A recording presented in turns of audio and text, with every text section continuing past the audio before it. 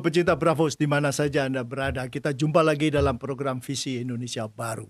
Kali ini kita akan berbicara mengenai Anies Baswedan yang tampak jelas sekali bagaikan anak tiri yang tidak disayangi. Kata tidak disayangi ini perlu saya garis bawahi karena ada juga anak tiri yang sangat disayangi, bahkan lebih disayangi daripada anak kandungnya. Kenapa saya katakan dia tidak disayangi? Karena salah satu contoh yang paling konkret yang saya rasakan apabila saya dari studio ini pulang ke rumah, itu hampir nggak ada baliho atau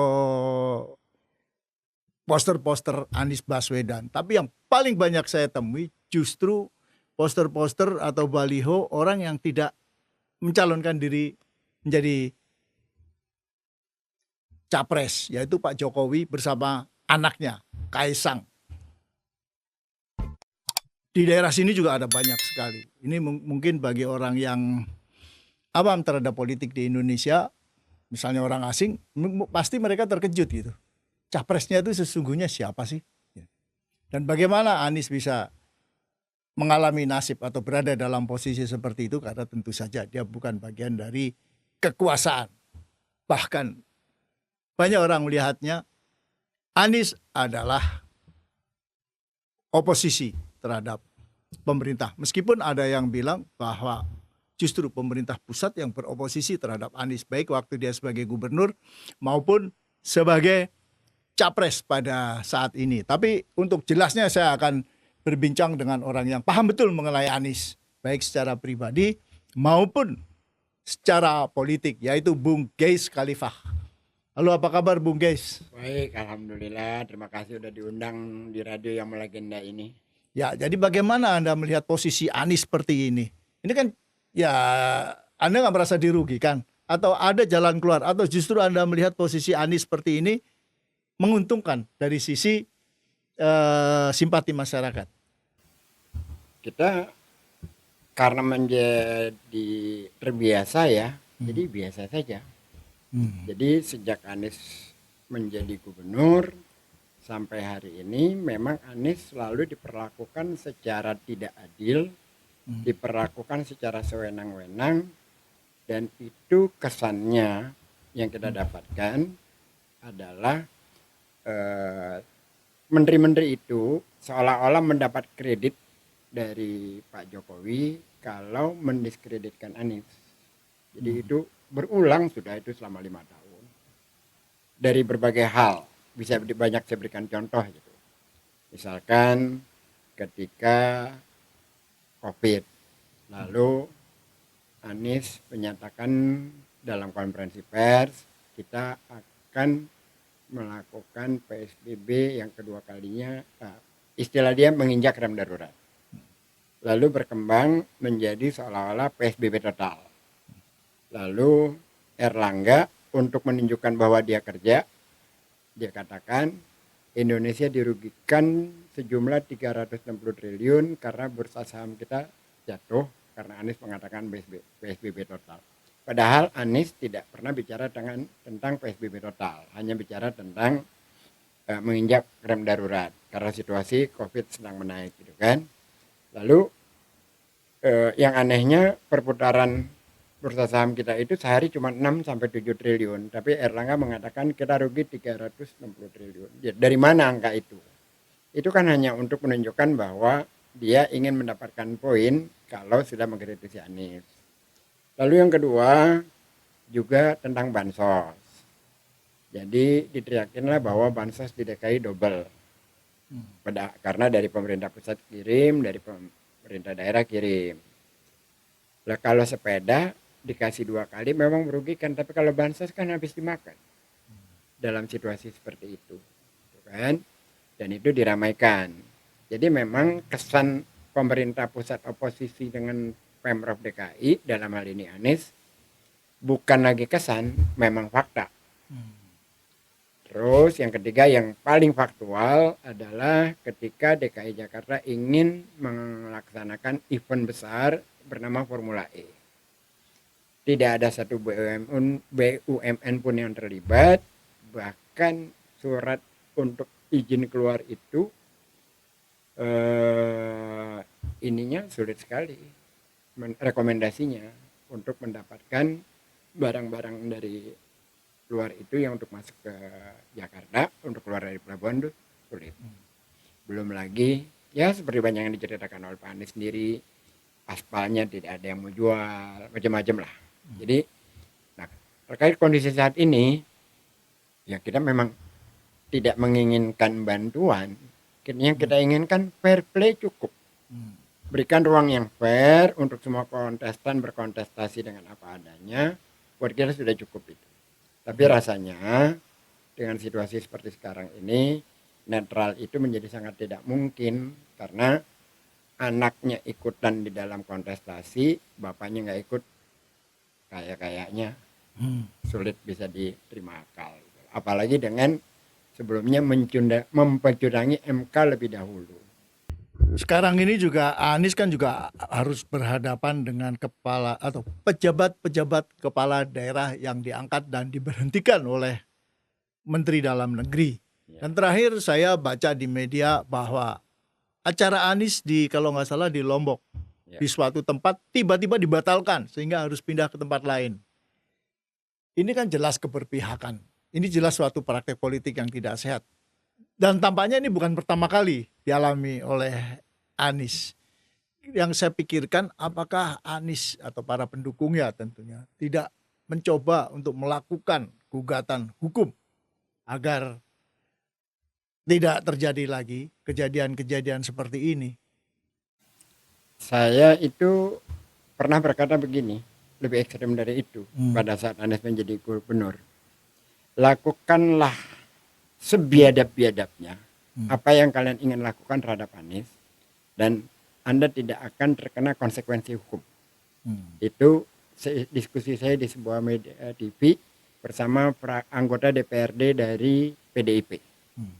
Jadi kalau yang maksud lakukan gugatan hukum segala macam, buang waktu Mas. Selama rejim masih seperti ini. Jadi sudah yang penting rakyat tahu, rakyat yang menilai, rakyatlah nanti yang memberikan penghakiman terhadap apa yang kita alami. Jadi kalau ini bisa berlangsung terus-menerus seperti ini, lalu yang melakukan itu menang, maka memang situasinya seperti itu. Tetapi kalau nanti rakyat punya kesadaran, mengambil kata akhir, memenangkan Anies, maka itu adalah sebuah penghakiman terhadap rejim yang perlakuannya selama ini tidak adil. Ya, tapi kan rakyat nggak bisa apa-apa. Meskipun mereka memilih Anies, tapi kenyataannya yang menang yang lain gitu. Ya, itu ibarat pengadilan nih, karena saya dulu pernah menjadi wartawan kriminal, hadir pengadilan. Ya. Ada pihak atau pengacara yang kelihatan tolol banget di sidang, diem aja. Tapi begitu divonis dia yang menang. Bisa Dan nggak bisa apa-apa orang. Ya. Semoga yang nanti ini kita juga memang berusaha agar pengawasannya itu menjadi sangat ketat ya. Apalagi ini kan 3 kontestan. Jadi tentu saja masing-masing akan saling mengawasi. Ya.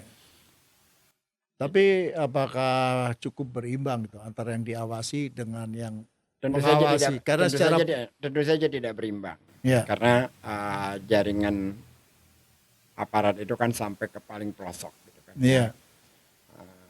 Tapi kan itu kita sedang berusaha membuat sistem, lalu HP juga kita gunakan untuk pengawasan segala macam agar itu menjadi wacana di media sosial, dan itu mungkin salah satu cara untuk menghentikan praktek-praktek kecurangan.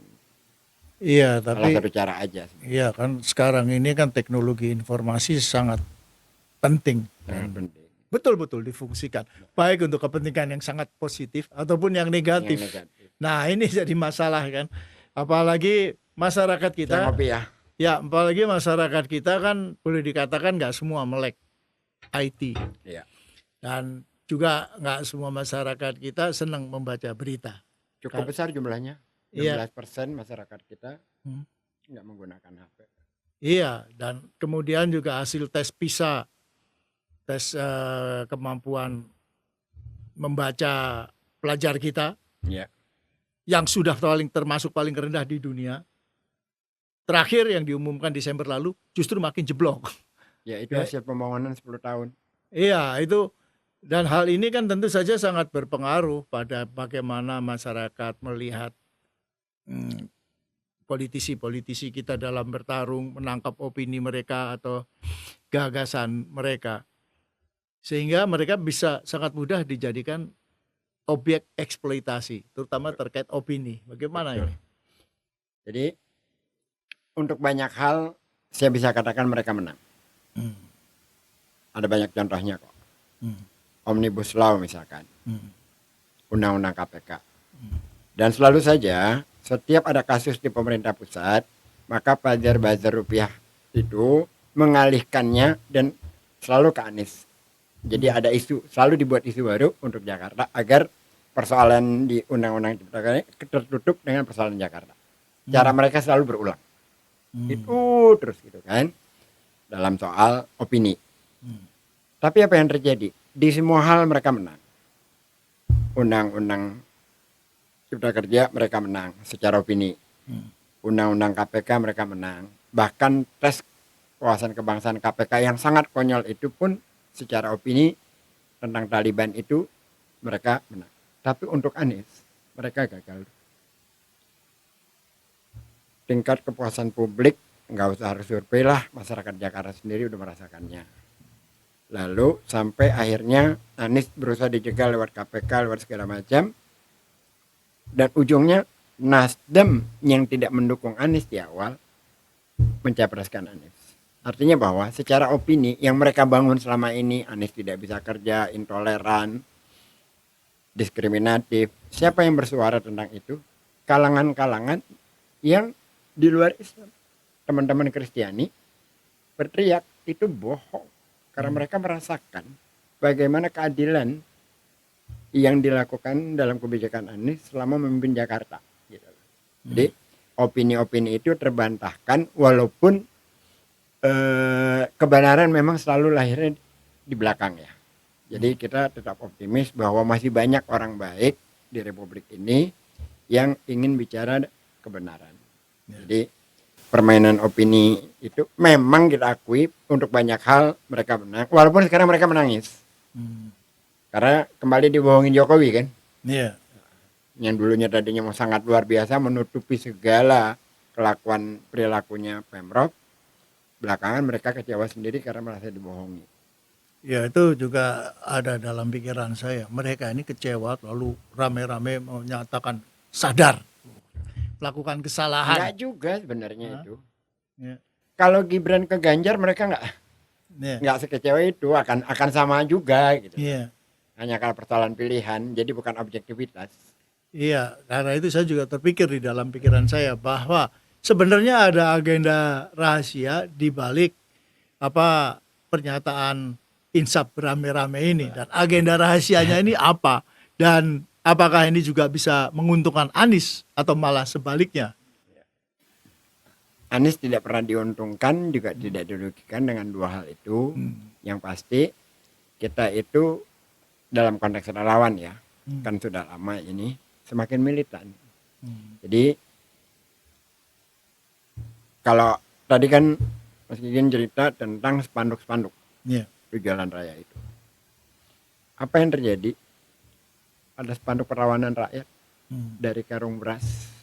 Jadi siang memasuki condet itu berjejer tuh di antara spanduk-spanduk digital printing, spanduk yang dibuat itu real otentik dibuat oleh masyarakat setempat di banyak tempat. Bukan hanya di Jakarta, di berbagai daerah juga semacam itu.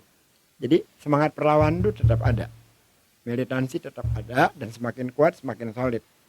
Nah dalam konteks pertarungan tiga capres ini dan salah satunya adalah anak haram konstitusi yang ikut di sana, memang ada persamaan persepsi soal itu. Gitu. Tapi beda kepentingan, beda objektivitas. Kalau mereka jadi marah karena tidak mendapatkan itu untuk calonnya. Kalau kita memang sama sekali tidak menyukai hal yang seperti itu. Iya.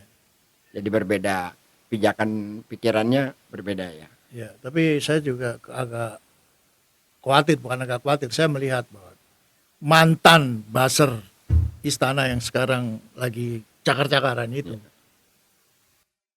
dalam putaran kedua apabila Anies masuk, itu mereka bisa kembali kompak lagi. Karena ini kan masalah harta dan tahta kan. Ya. Karena mereka lihat peluang kalau kompak lagi ya bisa kembali berjaya kan, bisa menyala dengan perut yang sangat kenyang. Betul. Ya. Apakah dalam konteks Anies mereka punya pengaruh di masyarakat? Rasanya tidak. Jadi mereka kuat secara media sosial tapi tidak berbanding lurus dengan fakta lapangan. Contohnya 5 tahun ini. Sedemikian rupa mereka memperlakukan Anies agar Anies tidak nyalon. Akhirnya kita berhasil mengantar Anies sampai ke KPU, ke gerbang KPU. Itu kan mereka lakukan sejak hari pertama Anies dilantik, 5 tahun tanpa henti. Jadi suara mereka itu tidak linear dengan suara masyarakat banyak. Ya, tapi kan suara masyarakat banyak sekarang bisa dipengaruhi dengan kekuasaan. Ya. Apalagi pengaruh kekuasaan itu sekarang luar biasa. Nah, kalau mengingat itu beda, kalau 60% loh, 60% kepala daerah itu pejabat PLT. Ya, kalau itu beda cerita dengan buzzer. Iya. Kalau itu beda cerita. Kita bicara topik yang lain lagi. Nah, Iya. kalau yang itu memang harus kita waspadai benar-benar itu. Iya. Bagaimana cara mewaspadainya? Apakah bisa gitu mengingatkan mereka, lu jangan curang ya. Mereka akan bilang, gua tabok endasmu apa curang, akan bisa gitu kan. Nah, kita membentuk jubir daerah. Jubir-jubir daerah agar mereka masuk ke pedesaan, mereka kritis dan mereka melakukan perlawanan-perlawanan terhadap hal-hal semacam itu. Iya, dan gini juga ya, kita jangan terlalu skeptis bahwa semua itu akan ikut apa yang dikatakan pemerintah pusat. Saya mendapatkan beberapa kali informasi, gak suka juga di sebagian. Cuman iya saja, tapi di lapangan mereka nggak lakukan. Ya, ini saya juga menangkap hal seperti itu, termasuk di kalangan parpol. Saya kok nggak melihat misalnya Demokrat serius mendukung Gibran. Demikian juga partai-partai lain. Mereka serius mendukung Prabowo kelihatannya. Ya. Tapi yang muncul di baliho-baliho mereka adalah gambar Pak SBY atau anaknya dengan Prabowo. Nggak ada satupun Gibrannya. Betul. Dan Golkar pun saya lihat juga kurang lebih sama. Gitu. Tapi saya juga nggak tahu apakah ini berarti mereka akan mengalihkan dukungannya ke Anies atau ke Ganjar. Ini. Kita lihat nanti. Tapi kalau secara relawan sudah terbentuk dan mereka kerja luar biasa. Jadi mereka tuh aktivis-aktivis partai ya, aktivis Golkar, bahkan ada bekas ketua pemenangan pemilu di Sumatera, ada fungsionaris PAN, bahkan masih ada yang aktif. Ada juga dari P3. Itu membuat koalisi bersama namanya KIB, kuning hijau biru. Itu perjalanannya luar biasa itu. Ke Makassar, ke Kendari, ke NTB, ke Semarang, ke Demak. Dan ada puluhan, mungkin sudah lebih dari 100 kampus yang mereka lakukan berbagai diskusi dalam rangka mensosialisasikan Anies Baswedan. Itu benar-benar dari partai. Iya, dan ketua umum partai kelihatannya nggak banyak ngomong soal hal itu. Gini, jadi saya tanya kepada teman-teman dari caleg yang dari partai-partai itu, saya tanya gimana kalian dengan sementara masang baliho dengan Anies. Dia udah katanya silahkan aja, karena mereka tahu bahwa konstituen dari partainya memang pendukung Anies. Jadi akan berat pencalekan itu untuk menang kalau di basis-basis yang memang pendukung Anies. Iya, tapi kan juga ada yang mengklaim bahwa Anies akan lewat di daerah-daerah misalnya Jawa Tengah di Solo gitu kan.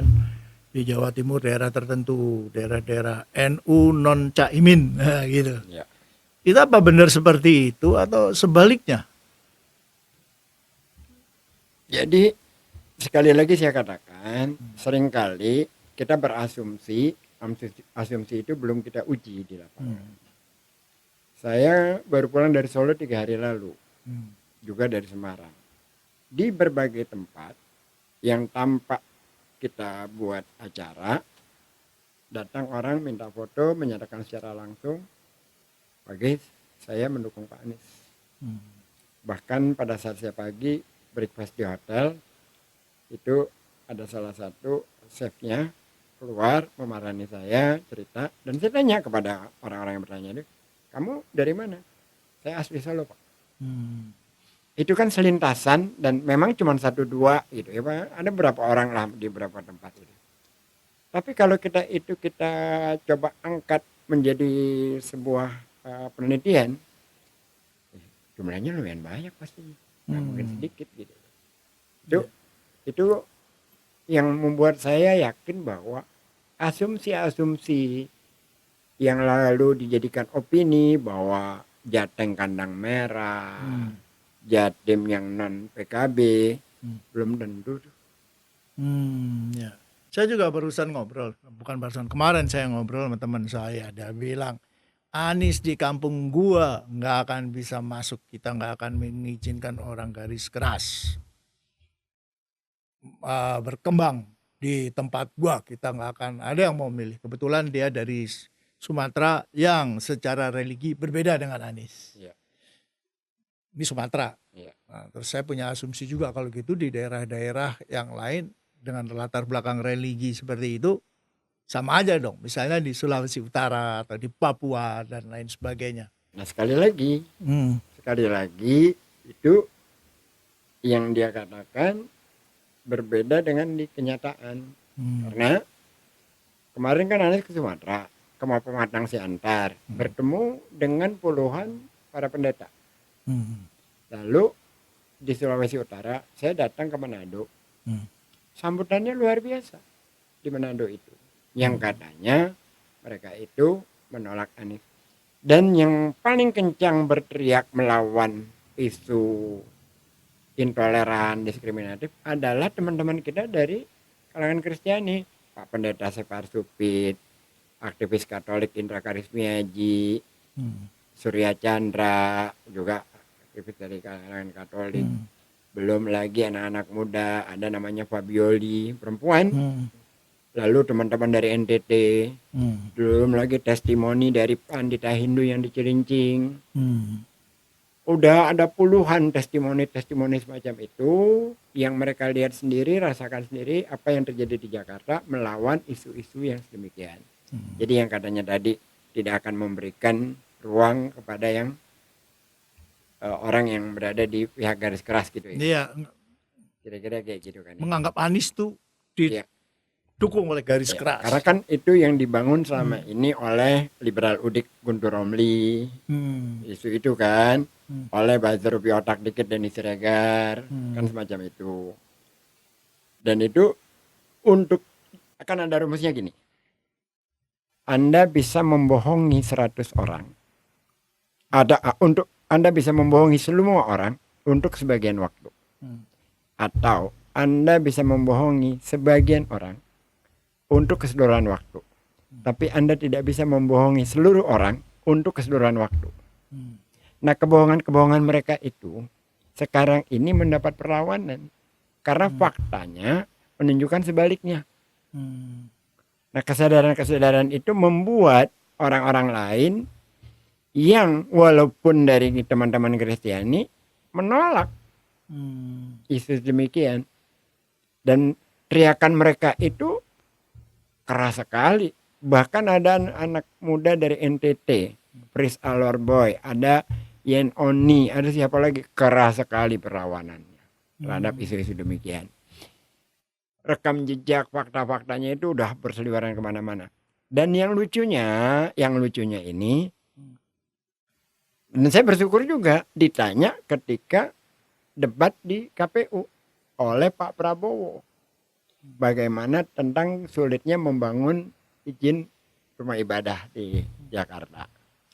Lah, Anies seperti dapat momentum untuk menjawab itu. Di masa dialah izin pendirian rumah ibadah terutama gereja paling banyak diberikan. Bahkan ada yang udah 40 tahun tidak dapat izin, di masa Anies dapat. Ada yang 38 tahun, ada yang 30 tahunan. Dan itu juga menjadi sesuatu bukti bagaimana harmonisnya di Jakarta. Dan ada hal lain di Jakarta itu yang tidak bisa terbantahkan. Mas Kikin pernah dengar sebelum Pak Anies mimpin ada Christmas Carol di Jakarta. Oh ya, belum. Baru di masanya Anies kan, di 7 titik di tempat-tempat yang paling strategis. Di Sudirman, Bundaran HI, Duku Atas, Cikini, di mana-mana ada Christmas Carol. Belum lagi pohon Natal tertinggi, belum lagi hari raya Paskah yang dirayakan di JIS, juga sebelumnya di lapangan Banteng. Itu kan buat teman-teman itu sesuatu yang sangat berharga gitu loh.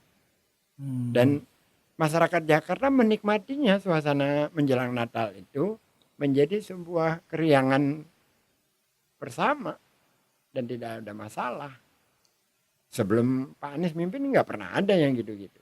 Jadi itu memberikan bukti yang secara faktual bahwa isu-isu itu memang hanya opini yang dibangun dengan fitnah belaka, kira-kira gitu. Iya, kalau sekarang ini kan pabrik fitnah lagi banyak duitnya. Lagi banyak duit. Iya, dan makin lama makin gak main-main. Karena mungkin aja kalau para pemfitnah ini gagal di sini, artinya secara intelektual mereka nggak bisa mempengaruhi otak. Akhirnya kan mereka juga bisa mengarah kepada fitnah yang bersifat kekerasan fisik. Bisa jadi. Dan di Indonesia kan hal seperti itu dah, waduh, berkali-kali terjadi. Nah, Cuman sekarang kita diuntungkannya begini.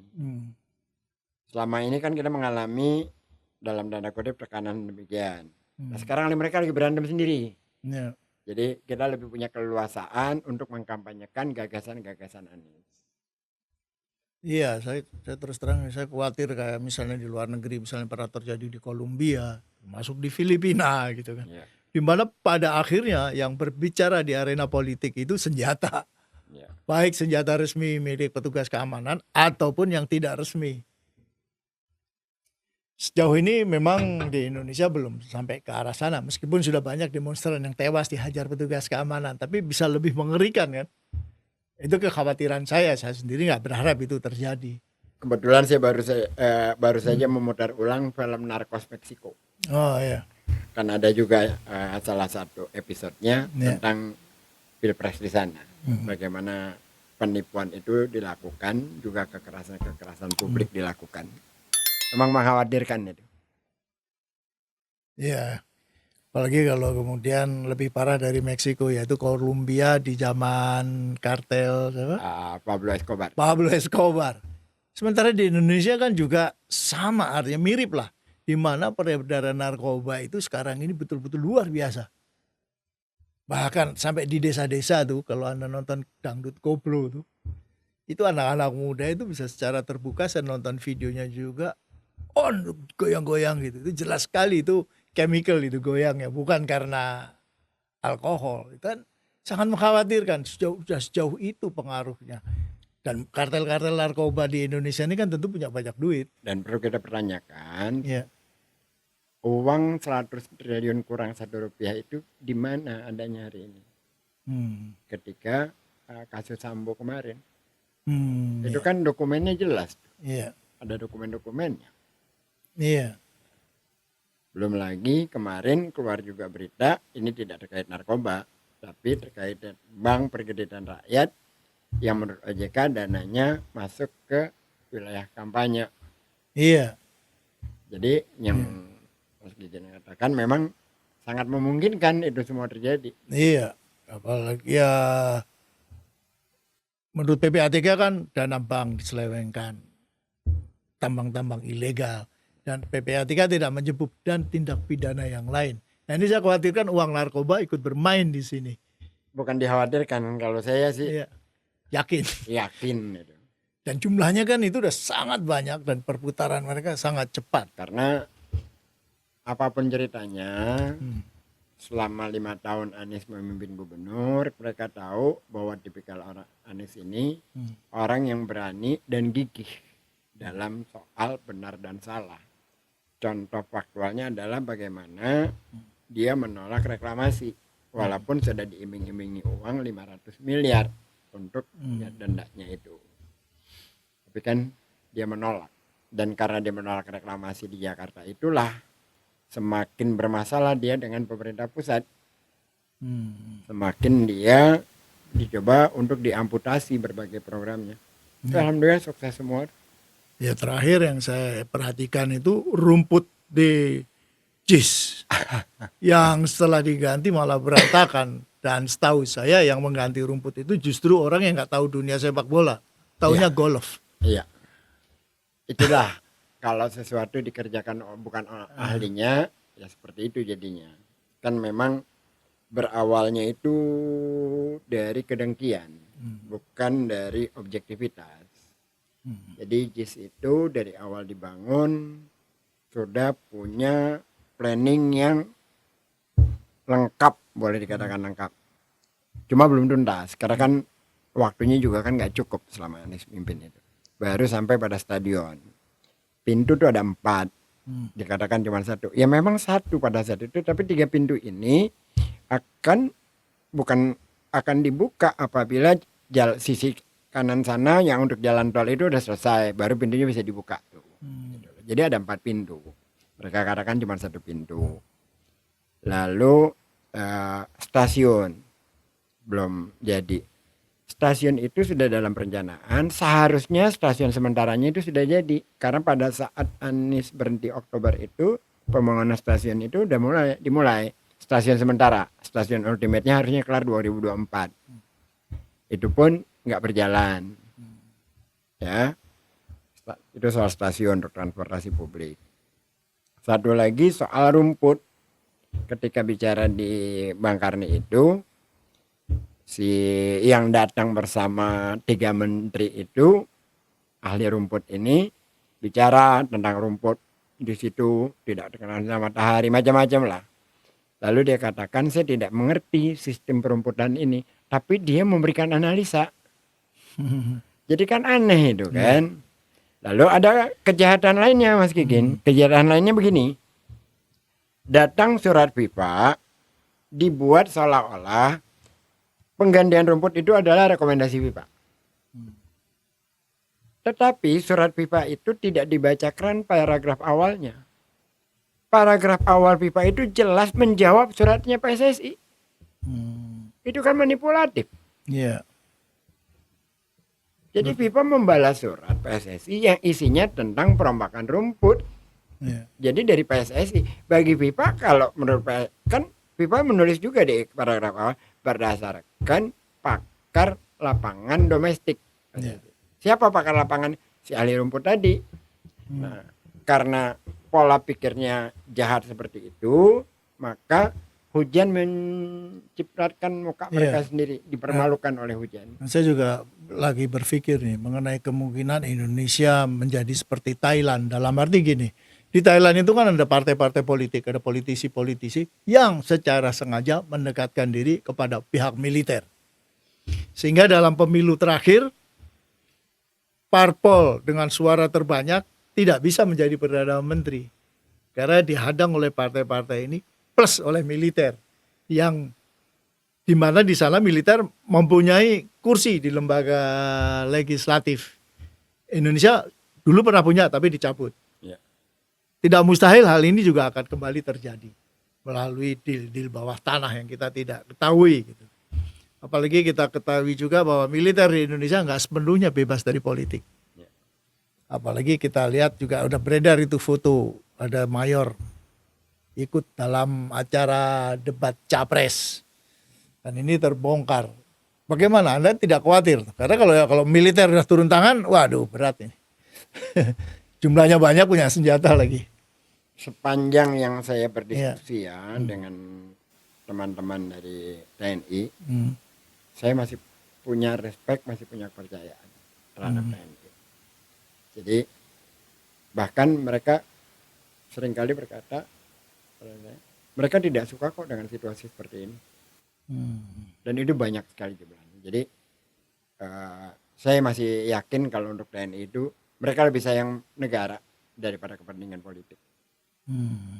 Ya, jadi elit-elit tertentu di militer bisa aja berpolitik. Bisa saja. Iya, dan sehingga ada juga yang pernah saya dengar gitu. Ada gap antara pimpinan dengan yang di bawahan. bawah Itu dalam betul. konteks politik. Itu betul ya? Itu betul. Itu betul sekali. Oh, Itu betul sekali. jadi bisa jadi agak mengkhawatirkan juga. Artinya rantai komando kan nggak jalan. Dalam hal yang negatif. Iya. Ya, Dan tapi itu bagus lah. Ya, Jadi dan- positif lah. iya, di kepolisian pun kurang lebih sama itu yang pernah saya dengar. Padahal polisi kan mempunyai peran kunci dalam pengamanan pemilu. Pengamanan pemilu secara umum dan harus fair. Ya. Tapi karena kekuatan pengaruh politik dan lain sebagainya kan bisa menjadi tidak fair. Betul. Tapi sekali lagi karena ini adalah 3 kontestan, masing-masing kontestan ikut menjaga, maka saya nggak tahu kalau putaran keduanya. Tapi putaran pertamanya relatif lebih aman. Relatif ya. Iya. Lebih aman karena masing-masing menjaga. Karena yang paling berbahaya itu kan sebenarnya bukan pada saat pemilihan di KPU, menurut saya. Yang paling berbahaya itu sebenarnya mobilisasi sebelum pencoblosan. Rakyat kan takut dengan orang berseragam. Oh iya. Dilirik aja udah.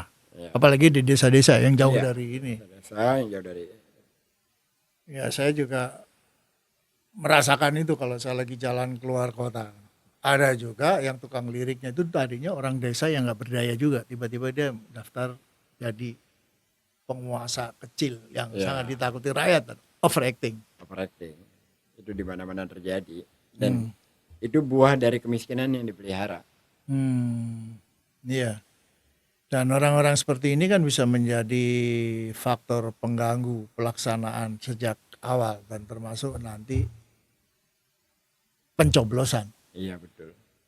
Lalu gimana Anda mau mengantisipasinya selain hanya mengerahkan pengamat, menggunakan HP dan lain sebagainya. Sementara yang dihadapi ini punya kekuatan senjata kan. Itu lagi memang terlalu idealis membangun Iya. kesadaran masyarakat banyak gitu. Iya. Memang terlalu idealis, tapi kita tidak boleh juga terlalu pesimis menghadapi itu semua karena kalau kita pesimis kejahatan itu akan selalu menang. Jadi kemarin gini, kembali lagi saya nonton yang Meksiko. Meksiko Iya. itu ya. Itu kan agen-agen dari DEA itu sudah putus asa bahwa mereka tidak akan mampu mengalahkan kartel-kartel narkoba. Walaupun berganti peran mafianya, tapi hancur juga semua. Hancur juga. Gitu. Dengan perlawanan-perlawanan yang gigih terus-menerus. Walaupun tidak menang secara mutlak dan tidak habis secara itu. Tapi kartel itu juga hancur gitu. Jadi kebenaran itu tetap masih bisa kita harapkan. Walaupun jaringan kekuasaan itu memang bisa sampai bawah, belum lagi menggunakan rakyat miskin menjadi preman. Memang yang paling mengkhawatirkannya buat saya gini, kalau ini diteruskan, negara ini menjadi vigilante. Oh iya. Ya, negara vigilante seperti di Libanon dulu, di mana setiap kelompok kekuatan sosial politik punya militer sendiri. Militer sendiri, punya segala macam, punya hukum sendiri. Iya, tapi kita belum sampai ke sana lah. Mungkin, tapi mudah-mudahan juga jangan sampai seperti Kolombia, karena meskipun kartel terbesarnya Pablo Escobar sudah tewas dan organisasinya bubar, tetap aja itu negara menjadi salah satu sarang produksi narkoba ilegal dan dimasukkan ke Amerika. Iya, betul. Dan oke, terima kasih banyak ini Bung Ges Khalifah Sama-sama. atas kehadirannya di sini. Terima kasih banyak. Dan oke, pecinta Brafos di mana saja Anda berada, kita akan jumpa lagi dalam program Visi Indonesia Baru episode berikutnya. Brafos. Bravo.